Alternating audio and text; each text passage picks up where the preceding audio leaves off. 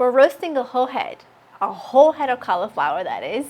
I'm Laura of Italian. Today I'm going to show you how I like to make my cauliflower. Now this has been the only way I really enjoyed cauliflower in terms of a side dish.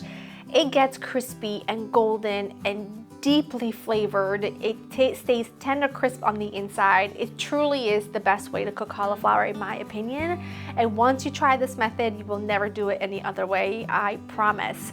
The flavor combination I have been loving recently has been a mixture of za'atar. This is a Lebanese za'atar that I really love, although I hear Palestinian za'atar is also very good. I just never tried it.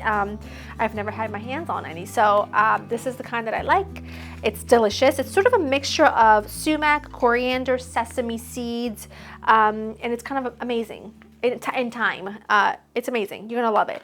And then I use garlic, lemon, olive oil, and salt. That's all I use. Let's talk cauliflower. This is a head of cauliflower. I know it's very exciting, but it will be very exciting. It's a head of cauliflower. If your cauliflower doesn't have a base, I take off the very outer layers. If it doesn't have a sturdy, stable base, you just want to cut off a piece so that when you place it in your pot, it doesn't move around all over the place. And I also have a pot with a little bit of water on the inside. And if you can see, it's not very much because what I don't want is to submerge my cauliflower. So watch.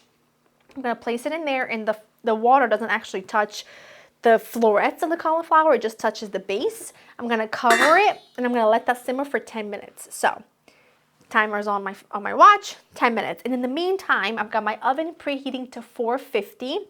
I'm going to take my za'atar. And if you make a homemade version of za'atar, which is very simple, I know, I would love to know what you put on in it. And I would also love to know what is the difference between Palestinian and Lebanese za'atar, because I have absolutely no idea. So I'm going to do about 2 tablespoons of that, along with, I broke my garlic cloves when I was peeling them, but that absolutely does not matter. This is the best way you will cook cauliflower from this day forward, I promise. You can do a variety of spices. You can keep it very simple with just salt and pepper. You can do chili powder and cumin and coriander. You could do a little bit of harissa.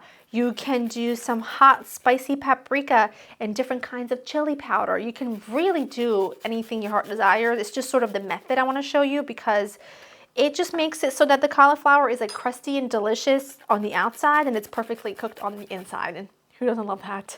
I'm going to go ahead and grate the garlic, and then I'm going to grate the zest of a half a lemon, and I'm going to also juice a half a lemon.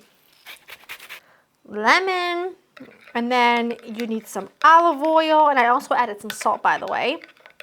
I wasn't even going to share this with you here because I felt like it was so simple, but A, I got such rave reviews whenever I make it for somebody that's never had it before, and B, I posted it on Instagram. I posted a quick reels of it, not thinking very many people would even watch it, but it got almost like 200,000 views, and I had tons of you asking to show you the method and how I make it, because it truly is like totally revolutionary in my opinion, and it would make for a great like side dish that's simple but worthy of like being on that table. And it's like it won't be a cauliflower recipe that gets like overlooked because it's just like a really hot oven, the right spices. It's just phenomenal. So once the 10 minutes is up, we'll move on to the next step.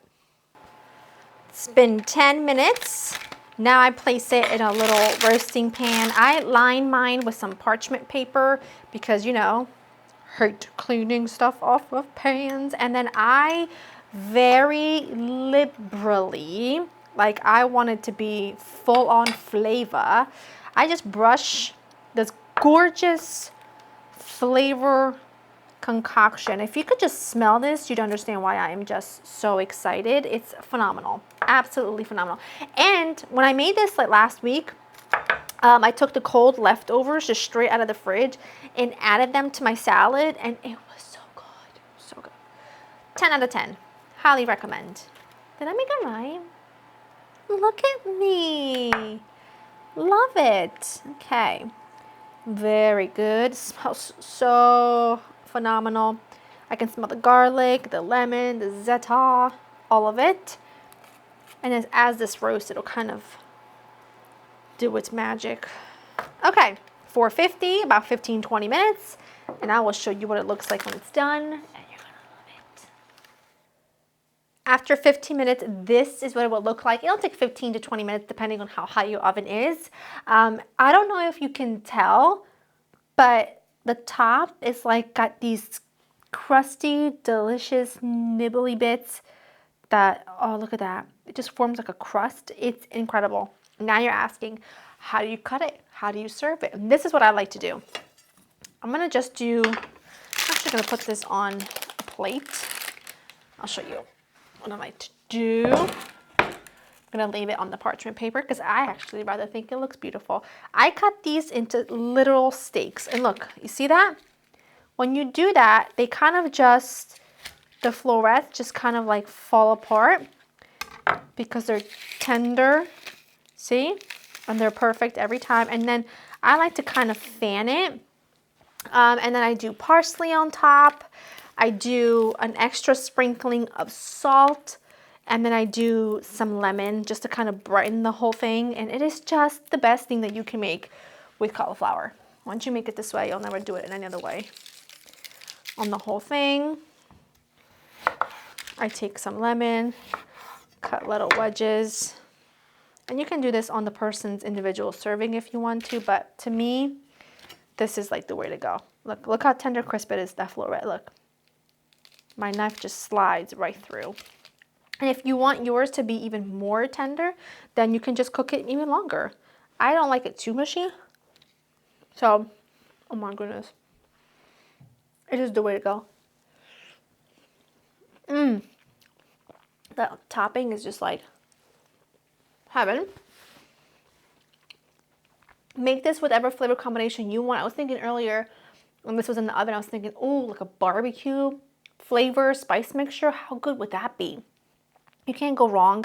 LauraInTheKitchen.com for the recipe. I hope you enjoy spending time with me, and I hope this has inspired you to grab a couple of heads of cauliflower this week, because there's more to cauliflower than just steaming it or to just making cauliflower fried rice. You know what I mean?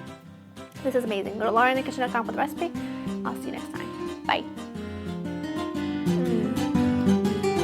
So good.